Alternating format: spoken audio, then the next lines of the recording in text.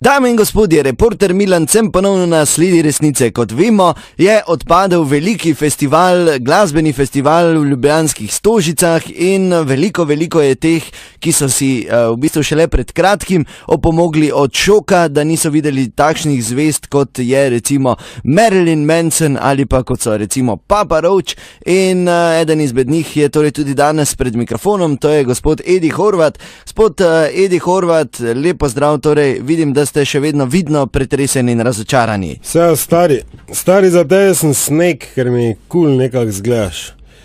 Mislim, to je tuga živa, ne, mislim, Merlin je odpadel, mislim, vsi karti imeli, ne vem, kaj naj ti reče, mislim, to je, ne vem, no, mislim, brez veze, razumeš, to so že taki pritiski bili, mislim, to je edina prava muzika, kaj bi letos lahko tu bila, ne, mislim, edina na tem prostoru, ne, in veselil sem se, odrekal, šparal, stari, kadil nisem zaradi tega, da grem Ljubljano na Stožice, razumeš, pa da me ta val zajame, ker to muziko moraš razumeti, mislim, to ni lari fari, sta goveda, razumeš, pa pravijo, kaj ne, mislim, društvo zaščite živali se buni, pa kakje živali, pa kaj ste vi nori malo, ali kaj, pa komu on kaj hoče, on ga samo žge, tako je treba, to je pravo, mislim, to ni lari fari, to je ono oštro, direktno, to ni tako pri nas parlamentu, to je muzika prava, ne, mislim, pol pa je drugi pravi, dal si je 3 rebre ven, da lahko z usti sam sabo dela, pa daj si da hrbtenico ven, ne razumeš, kaj me briga,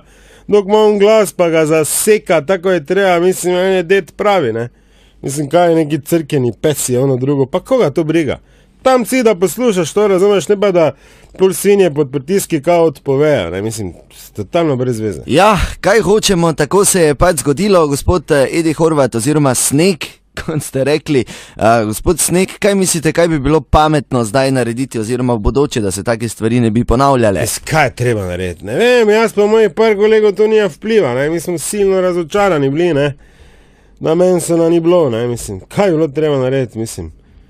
Treba bi ga bilo, razumeš, nasrat deda, če bi bil tipčina, razumeš, da bi prletel na taki govej piknik, razumeš, pa pometel dol tote zbobni pa s harmonikami pa zasekal po svoje. To bi bilo, ne, mislim.